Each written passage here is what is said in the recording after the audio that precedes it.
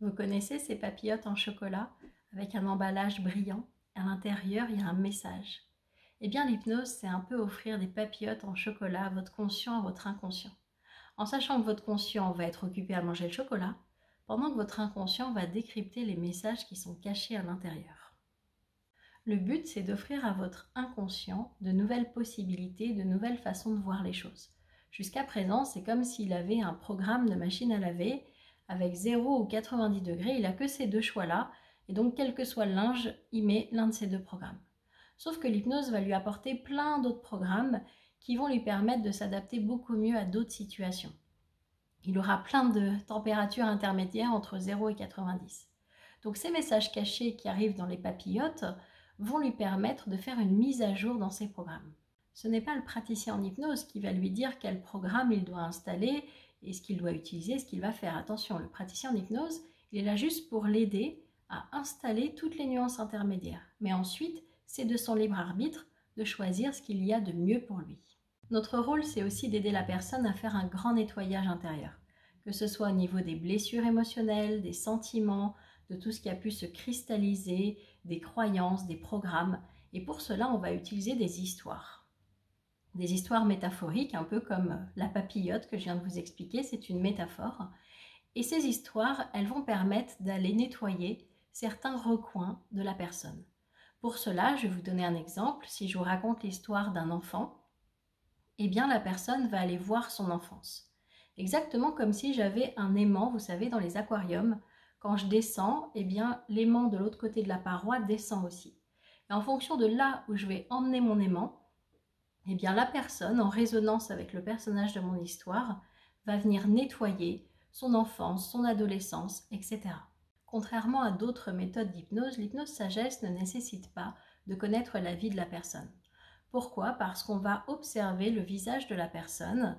Quand on va lui raconter ces fameuses histoires, quand on va déplacer l'aimant, on va voir ce qui la touche. On va voir au niveau de ses micro-expressions. Par exemple, elle peut avoir la ride du lion qui se fronce parce qu'elle est en colère quand on parle d'un personnage. Elle peut avoir le menton qui tremble parce qu'elle ressent de la tristesse à ce moment-là. Et en fait, tout ce qu'on va observer sur la personne va nous guider pour savoir quelle histoire raconter, pour aller voir vers où il faut emmener l'aimant pour qu'elle puisse nettoyer ce qui a besoin de l'être. La plupart du temps, les personnes viennent nous voir parce qu'il y a un décalage entre ce qu'elles veulent consciemment et ce que leur inconscient veut bien faire. Par exemple, elles veulent maigrir, mais quoi qu'elles fassent, ça ne fonctionne pas. Parce que leur inconscient s'y oppose fermement, lui, il est davantage programmé à la survie qu'au bonheur. Donc, il va garder un programme qui maintient la personne en sécurité. L'idée de l'hypnose, c'est d'arriver à trouver des compromis entre le conscient et l'inconscient, de trouver une solution. Peut-être que la personne est déjà à son poids idéal de santé, et dans ce cas-là, l'hypnose va l'aider à accepter qu'elle est déjà à son poids idéal de santé. Peut-être que ce n'est pas le cas. Peut-être qu'avec quelques kilos en moins, elle serait à son poids idéal de santé. Mais pour cela, il va falloir convaincre l'inconscient qu'il faut trouver un juste milieu pour satisfaire les deux parties, pour que à la fois elle se sente mieux dans son corps et en même temps qu'on préserve son poids idéal de santé. On aide aussi les personnes à se déprogrammer de croyances, notamment de croyances du développement personnel. Elles croient qu'elles doivent changer pour être heureuses et parfois même elles pensent devoir être exactement à l'inverse de ce qu'elles sont aujourd'hui pour être heureuses. Nous, on va les aider à travers ces séances d'hypnose à se rendre compte qu'elles sont déjà géniales et qu'elles n'ont rien à changer. Ça va changer leur regard sur elles-mêmes, il va être plus bienveillant. Ça va jouer sur leur confiance, ça va jouer sur leur estime, ça va vraiment permettre d'aimer aussi ses fonctionnements, d'aimer sa nature.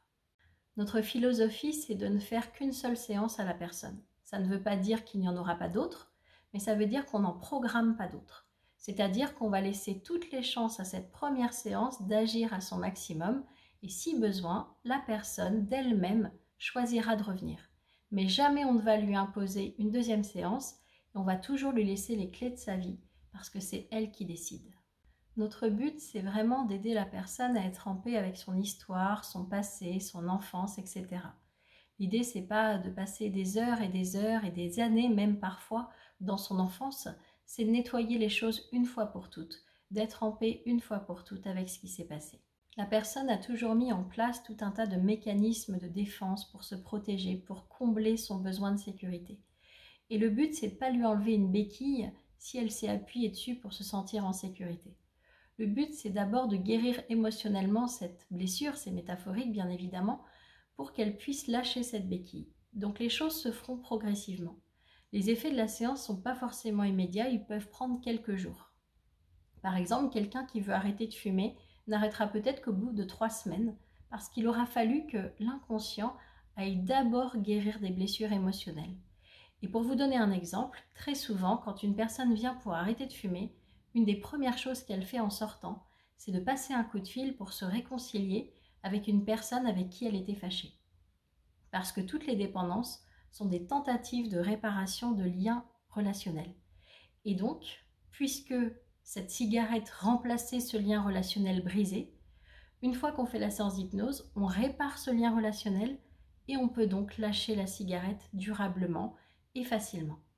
De toute façon, on demande toujours à l'inconscient de la personne de faire ce qu'il y a de mieux pour elle. C'est pour ça que des fois, on a même des surprises, parce que les personnes viennent pour une raison et l'inconscient commence par agir sur une autre raison qui est peut-être plus urgente, plus importante, ou à l'origine de la problématique dont la personne m'a parlé. Mon objectif, quand une personne vient me consulter, c'est qu'elle n'ait plus besoin de moi, c'est qu'elle ne revienne pas et qu'elle aille bien. Je ne suis pas là pour entretenir un mal-être, je suis là pour donner des clés pour que la personne puisse ensuite se débrouiller toute seule. Donc on évite absolument cette question de dépendance, on redonne la possibilité à la personne d'être maître de sa vie. Ce que j'aime beaucoup avec cette méthode, c'est que je laisse la personne prendre ce qu'il y a de bon pour elle dans ce que je lui raconte. C'est comme si elle avait un tamis de chercheurs d'or, qu'elle mettait mes histoires dedans et qu'elle récupérait les pépites d'or qui lui conviennent à elle. Donc il n'y a pas cette manipulation, cette prise de pouvoir. Moi, je fais que lui déposer des choses et c'est elle qui va prendre ce qui est bon pour elle dans ce que je lui dépose. Les croyances sont un peu comme des partitions sur lesquelles notre inconscient va jouer une musique. Nos croyances sont nos programmes.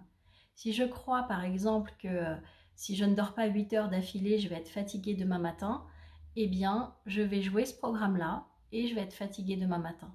Alors que si ça se trouve, si j'avais eu la croyance que c'est ok d'avoir des cycles et de me réveiller toutes les 3 heures, eh bien je me serais levée en forme demain matin. Parce que je ne me serais pas programmée à être fatiguée. Donc ce que l'on croit va se concrétiser. Et c'est pour ça que c'est important de pouvoir mettre de la nuance dans les croyances. Il y a 14 ans maintenant, j'ai commencé à former des gens à l'hypnose parce que j'avais tellement de demandes clients que j'avais plus d'1 an d'attente et je ne pouvais plus honorer en fait toutes les demandes qu'on me faisait. Donc j'ai commencé à former d'autres personnes pour pouvoir m'épauler. J'ai voulu faire une formation comme moi j'aurais aimé en recevoir une, avec beaucoup de pratiques, de concret, aller droit à l'essentiel. C'était important pour moi d'offrir à l'autre ce que moi j'aurais aimé avoir. Si vous avez d'autres questions, on se fera un plaisir avec Sébastien de vous y répondre. Je vous dis à très bientôt.